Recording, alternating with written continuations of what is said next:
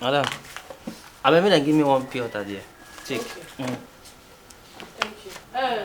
This girl, I bring pure water. I better check the money whether I complete. Beans, rice, then with plantain.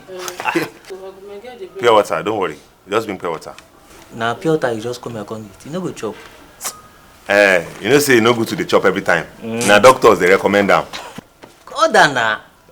My order. Oh, The roast.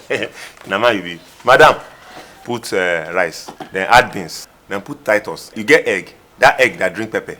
Put the egg. Put the egg. Ah, madam, not be snail be that. Snail is good for the heart. Put 2 small snail. Doctor say make I no to the chop am. You know say crayfish and snail, then 2 they go together like cousin. Put 2 crayfish by the side. Bros, our market now, our business. Business day. What order your second? Okay, Foga. Wow. Foga don't upgrade now. Madam, not leave the pomon now, not leave am. You don't upgrade. Join me, oh.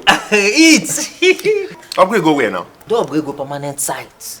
You know they do Foga again. In business now, don't blow. You go do one training, no. Training? Yes. For where? They call them Enterprise Development Center. Yes, EDC. Pan Atlantic University. Enterprise Development Center. Yes. Transforming Nigeria Youth Program. How Foga go university go training? You know no book now? Yep. Now for inside this corona, they go university. They know they gather now online training. They go train on how to start your business, develop your business, relate with customers, and now connect you to source of funding. To you don't know English now. I know that. This one you don't need to even know English. So then they teach pidgin, English. Why want to do the training if you don't get laptop? You don't need get laptop. You don't get data. Phone.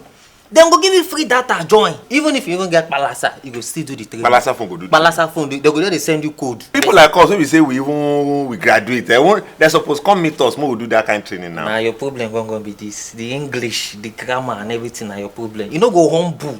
May God raise you, elevate you. You don't get me for mind with that. I don't get it for my. They tell you it's in there. No, I beg. Okay, now any other, but I don't. Okay. Make I go. And go collect water for that place. Okay, thank you. Bros, should they go? No, I will come back. I will Okay. come back. Water for that. A few moments later. Where this bros come go since now? What thing they happen? Maybe don't go with that. Madam, I beg, give this bros come back. Help me thank and say I don't go.